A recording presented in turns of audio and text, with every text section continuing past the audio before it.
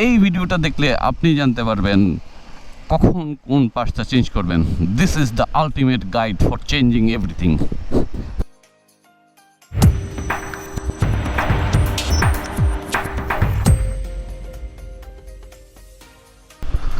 আসসালামু আলাইকুম সবাইকে, this is Tushar, welcome from Dhaka. আজকে 26শে মার্চ, মহান স্বাধীনতা দিবস। এখন আছি ঢাকায়, সকাল 7টা বাজে। সো বেসিক্যালি মিরপুর 2-এ আছি। মিরপুর 2-এ একটু ঘুরতে আসলাম। আসলে ঢাকা যখন প্রথম এসেছিলাম জবের উদ্দেশ্যে, তখন আমার প্রথম বাসা মিরপুর 2-এই ছিল। সো একটু নস্টালজিক। তো ঢাকা আসার মেইন কারণ হচ্ছে একটু সার্ভিসিং করা এডিবির। তো এডিবির সার্ভিসিং নিয়েই যেহেতু কথা বলছি, একটা কমন কোয়েশ্চেন নিয়েই কথা বলি। সবাই যখন নতুন স্কুটার কিনে অথবা বাইক কিনে, তাদের একটা কমন কোয়েশ্চেন থাকে যে বাইকের বা স্কুটারের রেগুলার ওয়্যার অ্যান্ড টেয়ার যেসব পার্টস থাকে এগুলো তো মেনটেনেন্স করতে হয়, বিভিন্ন চেঞ্জ করতে হয় বিভিন্ন সময়। Like brake pad, air filter, স্কুটারের ক্ষেত্রে বেল্ট, ড্রাইভ বেল্ট যেটা, তারপর হচ্ছে roller ball, clutch shoe, engine oil, gear oil, brake fluid, spark plug. So এই ধরনের বিভিন্ন পার্টস যেগুলা রেগুলার ওয়্যার অ্যান্ড টেয়ার হয়, এই জিনিসগুলা চেঞ্জ করতে হয়। সো সবারই কমন কোয়েশ্চেনটা থাকে যে কত কিলো পর পর চেঞ্জ করব। কনফিউজ থাকে যে কখন চেঞ্জ করা উচিত। সো এই ভিডিওটা দেখলে আপনি জানতে পারবেন কখন কোন পার্টসটা চেঞ্জ করবেন। This is the ultimate guide for changing everything. আসলে এটার ডেফিনিট কোনো আনসার নাই। এই কারণে আপনার বাইকের বা স্কুটারের কোনো একটা পার্টস কখন ক্ষয় হবে সেটা আপনি আপনার চালানোর বা আপনার রাইডিং স্টাইলের উপর নির্ভর করবে। For example, brake pad. আপনি যত বেশি ব্রেক ধরবেন তত বেশি ব্রেক প্যাড ক্ষয় হবে। সো এটা প্লেন অ্যান্ড সিম্পল। আপনি যদি সিটিতে চালান, আপনাকে বেশি ব্রেক ধরতে হয়, সো আপনার ব্রেক প্যাড তাড়াতাড়ি ক্ষয় হবে। Same goes for air filter. আপনি যদি 300 ফিটের ধুলার রাস্তায় চালান, আপনার এয়ার ফিল্টার তাড়াতাড়ি ময়লা হবে। আপনি যদি একটু ক্লিন রাস্তায় চালান, যেখানে ধুলাবালি একটু কম, সেখানে এয়ার ফিল্টারটা টিকবে বেশি দিন। সো এই ধরনের সব কিছুরই একটা নির্দিষ্ট সময় নিয়ে হয় না, এটা আপনার চালানোর স্টাইল, রাইডিং স্টাইল, এগুলোর উপর নির্ভর করেই আপনার চেঞ্জের ব্যাপারটা করতে হবে। আর যদি বলেন ম্যানুয়াল বুক ফলো করতে, ম্যানুয়াল বুকে তো অনেক কিছুই দেওয়া থাকে। সেটা হচ্ছে যে ওরা একটা নির্দিষ্ট কিলোমিটার ফলো করে, বাট সেটা আপনার রাইডিং স্টাইলের সাথে হয়তো নাও মিলতে পারে। ফর এক্সাম্পল, আমার এডিবির কথাই বলি। আমাদের ম্যানুয়াল বুকে দেওয়া আছে ইঞ্জিন অয়েল চেঞ্জ করতে হবে 1000 কিলো পর একবার, 6000 কিলো পর একবার, 12000 কিলো পর একবার। সো এত দিন পর পর কি আপনি চেঞ্জ করতে পারবেন না। তো এরকম বিভিন্ন পার্টসের ক্ষেত্রেই এক একটা নির্দিষ্ট কিলোমিটার দেয়া আছে, সেই অনুযায়ী আসলে চেঞ্জ করাটা আসলে সম্ভব হয় না। কারণ আপনার যদি ব্রেক প্যাড তাড়াতাড়ি ক্ষয় হয়, আপনাকে আগে চেঞ্জ করতে হবে। আপনি যদি খারাপ তেল নেন, বা সবসময় ভালো তেল বাংলাদেশে পাওয়া যায় না, বা বিভিন্ন জায়গায় গেলে আপনাকে সেই তেলটা ভালো তেল পাওয়া যায় না, তো সেই ক্ষেত্রে আপনার স্পার্ক প্লাগটা একটু আগে চলে যাইতেই পারে। সো এই হচ্ছে ব্যাপার। আপনাকে তাহলে আসলে কথা হচ্ছে কখন চেঞ্জ করা উচিত। একটা তো জিনিস ফলো করা উচিত যে আমার কখন নির্দিষ্ট একটা কিলোমিটার, না হলে কীভাবে বুঝবো?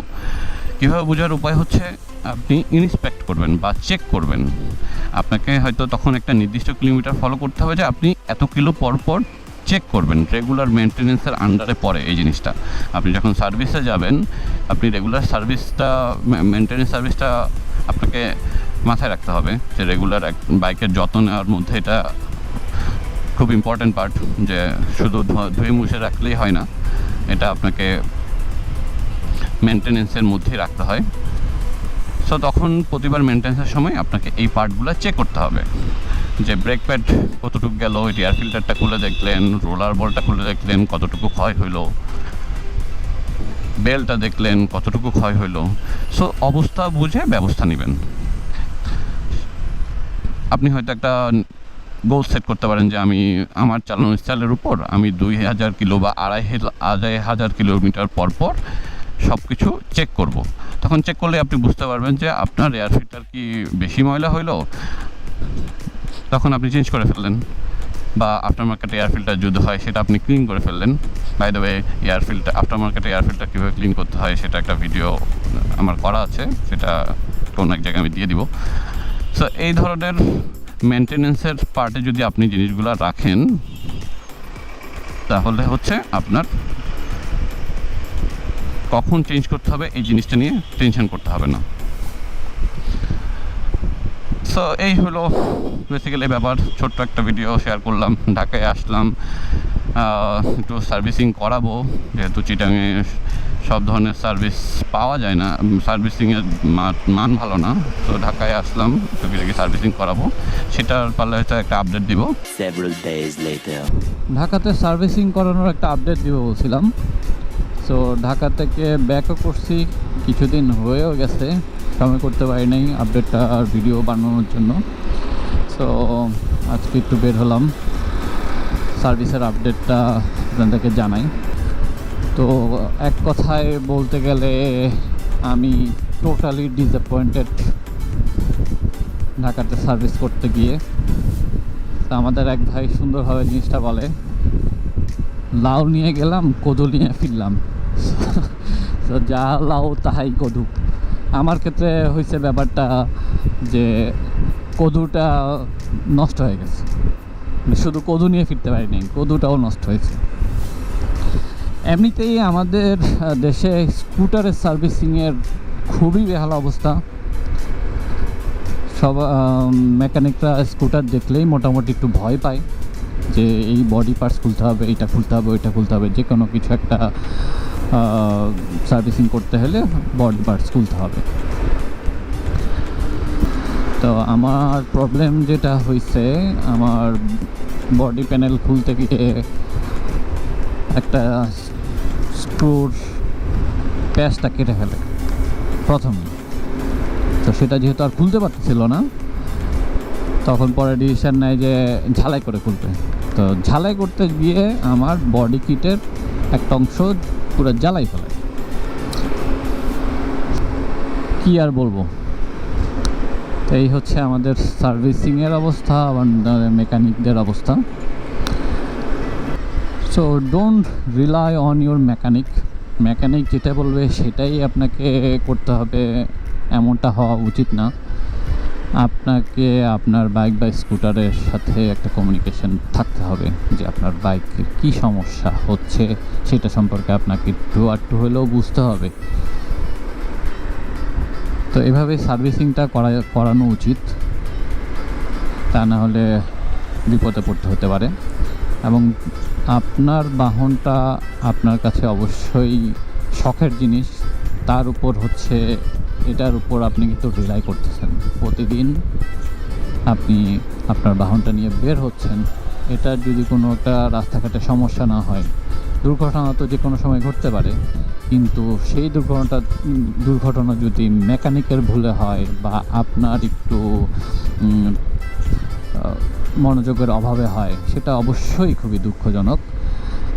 সো চেষ্টা করবেন সার্ভিস করানোর সময় একটু সাথে থেকে সময় দিয়ে সার্ভিসটা করানোর। সো এই হলো আমার সার্ভিসিংয়ের আপডেট।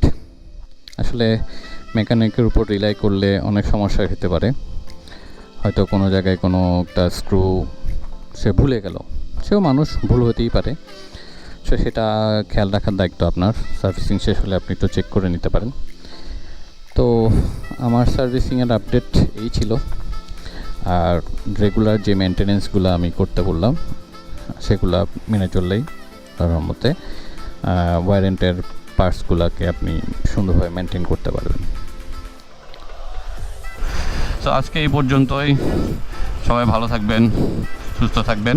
ইনশাল্লাহ নেক্সট ভিডিওতে দেখা হবে। আর যদি ভিডিওটা ভালো লাগে লাইক করেন, শেয়ার করেন, সাবস্ক্রাইব করেন। আসসালামু আলাইকুম।